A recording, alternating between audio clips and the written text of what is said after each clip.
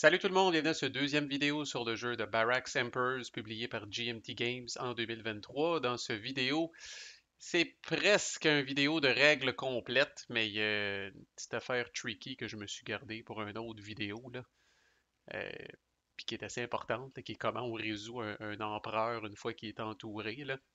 Mais bref, on va faire un bon bout de chemin, là, puis on va finir les règles aux prochaines vidéos.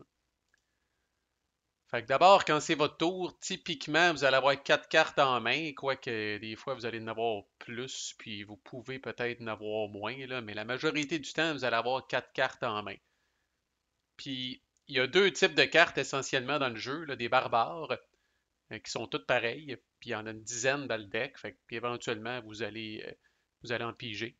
Puis il y a ce que le jeu appelle des cartes d'influence, qui sont tout le reste finalement, là, qui peuvent être des cartes à ce moment-là avec des chiffres de 1 à 8, rouge, jaune ou bleu. Puis avec une habilité spéciale, puis un dessin, là, ça on va éventuellement y revenir. Fait que quand c'est votre tour, vous devez jouer une carte. Vous êtes obligé de jouer une carte. Si vous jouez une carte d'influence, cette carte d'influence-là, vous devez la jouer adjacente à un empereur et vis-à-vis le symbole de votre faction. Fait que là, dans ce game-là, je pense que, ben ouais, c'est écrit Sword finalement. Je suis le joueur des épées. Donc, moi, je dois toujours jouer une carte adjacente à un empereur, là, puis tu sais, dans le fond, en bas d'un empereur. OK? Une affaire que j'ai catchée assez vite dans ma première game, là, que je ne savais pas au début, mais que j'ai catché assez vite, c'est que, par exemple, si je prends cette carte d'influence-là, puis je viens la colisser ici, ce qui est légal, parce que, tu sais, je l'ai joué là, à l'emplacement de l'épée de cet empereur-là, bien évidemment, surtout au début, quand le board est assez chargé, là, mais cette carte-là est également adjacente à cet empereur-là, cet empereur-là, cet empereur-là. Donc, en tout cas, on va y revenir, là, mais tu sais, moi, au début, j'étais tout excité de dire, ah, ben, j'ai une carte rouge, si, je vais venir la jouer en dessous d'un empereur rouge, puis elle va m'aider à gagner cet empereur rouge-là. Sauf qu'en même temps, vous comprenez que cette carte-là, elle se trouve avoir été positionnée à l'emplacement de l'aigle de cet empereur-là, puis à l'emplacement du pilier de cet empereur-là ici, et à l'emplacement des lauriers de cet empereur-là. Fait une fois que vous avez joué votre carte d'influence, le jeu n'a plus de mémoire de qui a joué cette carte d'influence-là à cet endroit-là. Ça aurait aussi bien pu être le joueur de l'aigle qui la joue ici, le joueur du pilier qui la joue ici, puis le joueur des lauriers qui la joue ici. Fait que ça, c'est important, crisp. On va y revenir dans le prochain vidéo quand on résout un empereur, là. Mais pour l'instant, sachez que quand c'est votre tour, vous pouvez jouer une carte d'influence adjacente à un empereur vis-à-vis votre symbole. Au fur et à mesure que la ronde avance, il y a des empereurs qui vont disparaître. Fait que si cet empereur-là, par exemple, a été, entre guillemets, capturé, il y a que faire undo 2 secondes, là. Fait que présentement, pour moi, c'est légal de jouer une carte ici, une carte d'influence ici, vis-à-vis mon symbole. À partir du moment où cet empereur-là est capturé, ce n'est plus légal pour moi de jouer une carte ici. Parce que je répète que je dois jouer une carte d'influence vis-à-vis mon symbole et adjacent à un empereur qui est en jeu. Alors là, il n'y en a plus d'empereur ici. Par contre, le joueur de laurier peut toujours jouer une carte ici, puis le joueur du pilier peut toujours jouer une carte ici. OK? Fait que ça, c'est la première affaire que vous pouvez faire dans votre tour. Puis en fait, si vous avez uniquement des cartes d'influence dans votre main, c'est la seule fucking affaire que vous pouvez faire. Parce que les deux autres affaires ont trait aux barbares.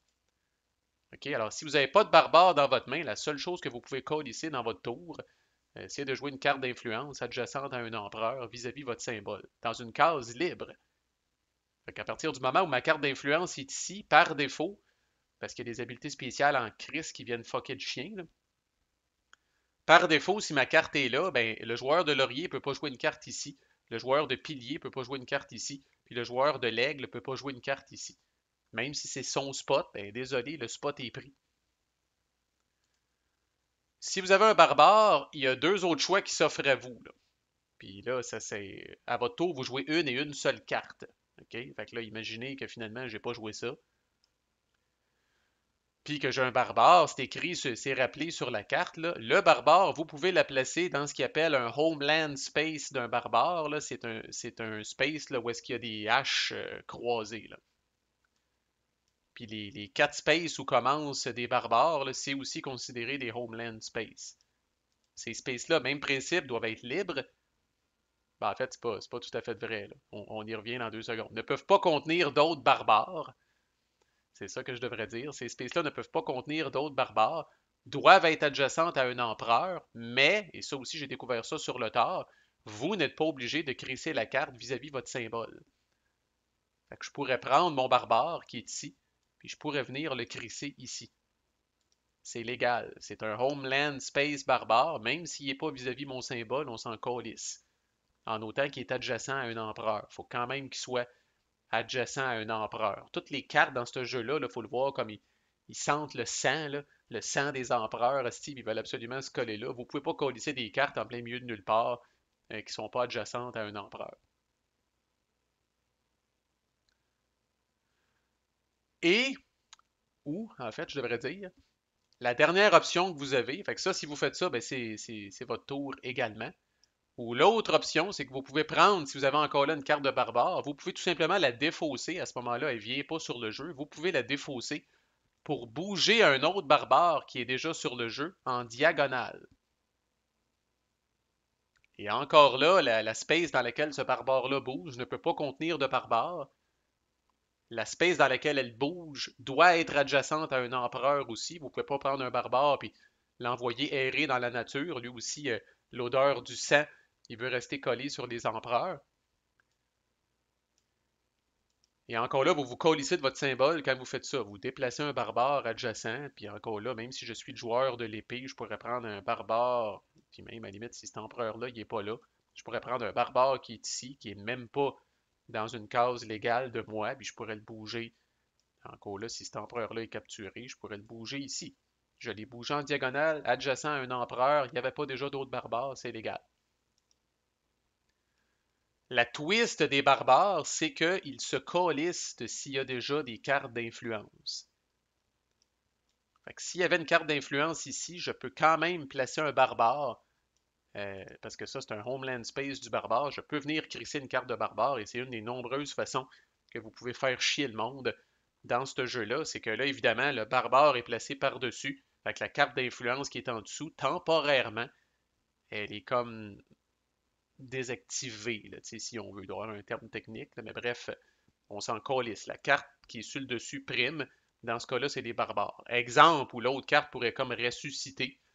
C'est si justement j'utilise une carte de barbare pour bouger le barbare ici. Ben là, à ce moment-là, je viens de révéler à nouveau la carte d'influence qui était en dessous. Fait que ça va faire ça si que vous placiez le barbare dans sa homeland space ou que vous décidiez de le déplacer en diagonale, ça va faire ça. Si c'est impossible pour vous de jouer une carte à votre tour, ça semble complètement farfelu à ce stade-ci, mais croyez-moi, ça se remplit vite, ce board-là. Puis à un moment donné, vous ne pouvez pas jouer de cartes d'influence. Les cartes d'influence, vous devez les jouer sur votre spot et le spot doit être libre. Fait que si vous avez pas de carte de si vous avez une carte de barbare, c'est à peu près impossible que ça l'arrive. Il y a toujours des endroits où placer des barbares ou déplacer des barbares.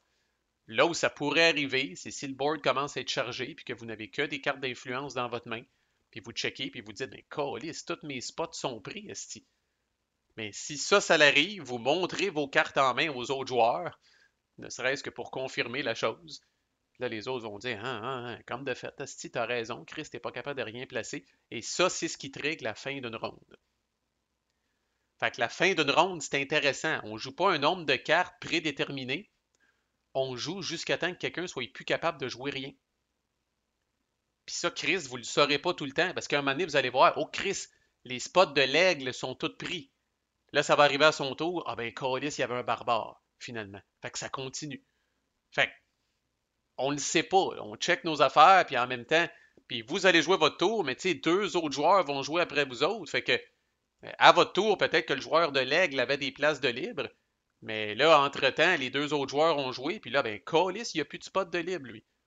Fait que la ronde peut prendre fin de manière assez abrupte, mais généralement, ça va prendre quand même pas mal de temps.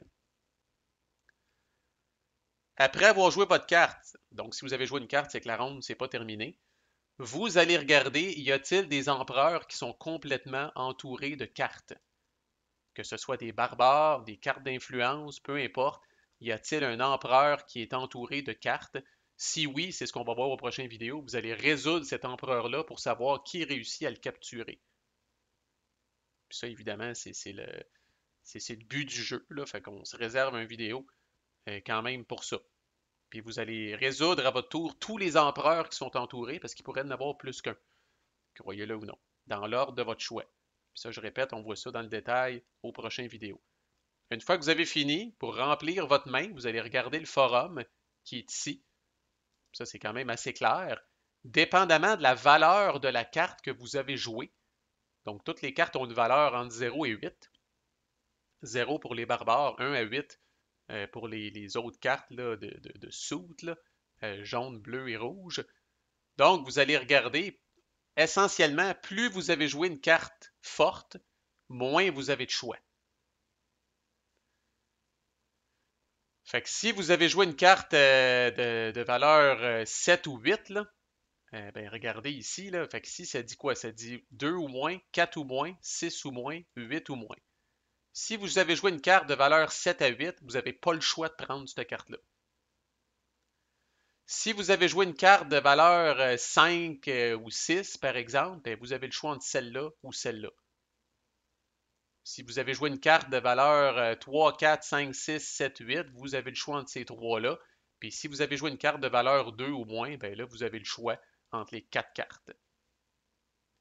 Fait que c'est comme ça que le jeu assure. Généralement, évidemment, les cartes plus hautes sont plus fortes, là, quoique ça dépend. Des fois, ça va arriver que vous allez jouer une petite carte et vous allez quand même vouloir piger un barbare parce que ça fit dans vos plans. Fait que ça dépend, mais en tout cas, le jeu a cette mécanique-là que, à un moment donné, si vous jouez tout le temps des grosses cartes, vous allez finir par avoir des petites cartes en main. Fait que vous ramassez la carte de votre choix limitée par la valeur de la carte que vous avez jouée tout de suite avant. Puis ensuite, vous allez venir regarnir le forum. Pardon. Vous allez venir regarnir le forum en pigeant une carte du deck. Puis le forum va toujours garder un ordre croissant de valeur de cartes. Fait que, mettons que je ramasse la carte 3 au final. Là, fait que j'ai joué une carte, mettons, de 4 ou moins ici. Puis là, j'ai joué une carte de 4 ou moins. Fait que j'ai le droit de prendre celle-là. Fait que là, je prends celle-là ici. Là, vous allez piger une carte. Ben, si c'est une carte qui vaut 1, par exemple, vous allez prendre la 2, vous allez la ramener ici, puis vous allez mettre le 1 ici. Le forum va toujours garder un ordre croissant au fur et à mesure que ça se rapproche du deck. OK? Un peu comme dans le setup, finalement. Puis si jamais vous pigez un 2, là, vous dites, ah ben Chris, il y a déjà un 2. Ouais, le nouveau 2 que vous avez pigé doit être le plus proche possible du deck. Fait que si je pige un 2, il s'en viendrait de ici. Si je pige un 1, je vais avancer le 2, puis je vais venir mettre le 1 ici.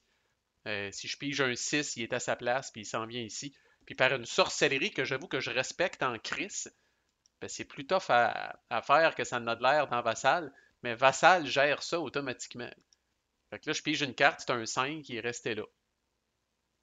Admettons que je prends le 2 puis que je pige une carte. Bon, il me fait chier, c'est un 3, puis elle reste là. Admettons que je pogne le 8, mettons, puis je pige une carte. C'est un 6, il reste là. Si je pige le 6, c'est un 7, il reste là. Continue de me faire chier, mon Christ. Ah! Fait que là, j'ai pigé un 5, puis il y a eu un petit ordonnancement. Non, j'ai pigé un 0, en fait. J'ai pigé un 0, il est venu se crisser ici, puis les deux autres cartes ont descendu de même.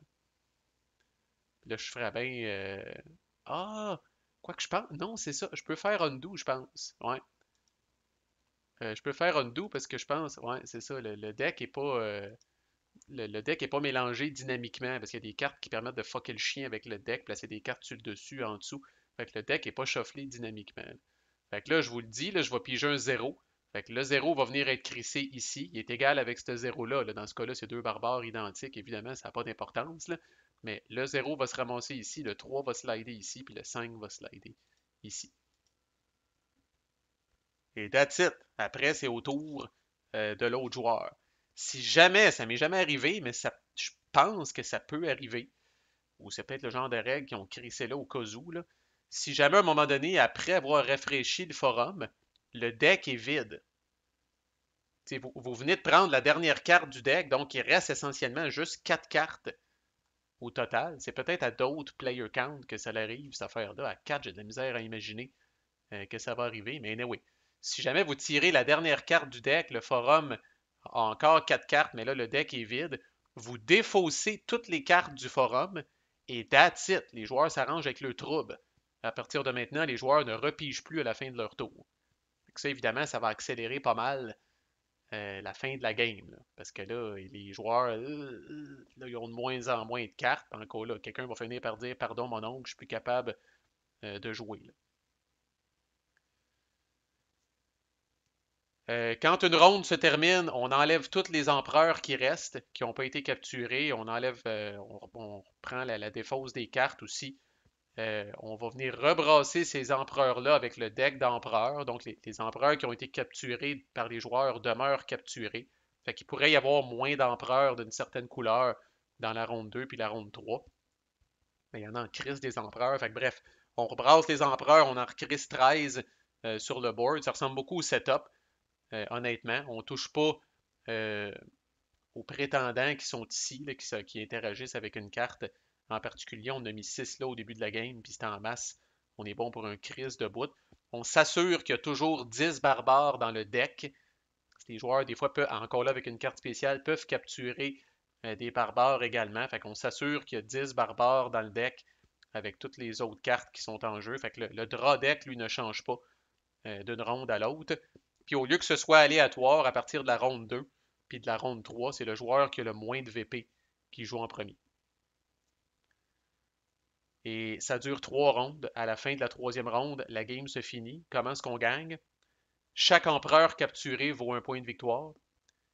Ça va être la source majeure de points de victoire. Chaque barbare capturé vaut un point de victoire, puis ça va être moins fréquent parce que c'est des cartes spécifiques qui vous permettent de capturer des barbares. Et il y a une petite twist, une petite mécanique qu'on appelle de set collection. Chaque trio d'empereurs de chaque couleur. Fait qu'admettons que vous avez un rouge, un jaune, un bleu, ça vaut 3 points en plus. Fait que je finis la game, j'ai 3 empereurs de capturer, mais c'est un rouge, un jaune, puis un bleu. J'ai 1, 2, 3 points de victoire, plus 3 parce que j'ai un 7. Fait que j'aurais 6 points de victoire à ce moment-là. Fait que capturer juste des rouges, c'est crissement moins bon. Le jeu vous force, ou en tout cas vous encourage, à capturer une variété d'empereurs. De toute façon, c'est pas comme si un joueur avait une préférence pour une couleur en particulier, ça va avec les cartes que vous pigez, là, mais ça ajoute un certain thrill rendu à la deuxième ronde ou à la troisième ronde de dire tabarnak, je gagne des empereurs jaunes puis rouges, il faudrait que j'essaye de gagner des bleus pour venir compléter mes sets. Parce que définitivement, le joueur qui va gagner, c'est le joueur qui a réussi à faire des sets le plus possible. Puis ils n'ont pas lésiné ces tiebreakers, tabarnak. Fait qu'en cas d'égalité, c'est d'abord le joueur qui a capturé le plus d'empereurs qui gagne. Ensuite, le joueur qui a capturé le plus d'empereurs rouges. Ensuite, le plus de bleus. Ensuite, le plus de jaunes. Ensuite, le plus de barbares. Puis si vous vous rendez là, honnêtement, appelez-moi. La victoire est partagée. Tabarnak, il y a 5 tiebreakers. Fait que vous ne devriez pas avoir de victoire partagée dans ce jeu-là tellement. Puis en passant, je disais tantôt qu'au début d'une ronde, c'est le joueur qui a le moins de VP qui commence. Ben, on brise les égalités avec les mêmes tiebreakers que les conditions de victoire. Fait qu'en cas là, vous ne devriez pas vous retrouver au début d'une ronde. Ah, Joe Blow a 2 VP, puis Joe Bin a 2 VP, qui va en premier? Et si bon, vous pouvez départager le monde assez facilement là, avec les tiebreakers qui sont là. Fait que ça, c'est juste des petites mécaniques là, tu sais, de comment est-ce qu'on joue puis tout ça, là.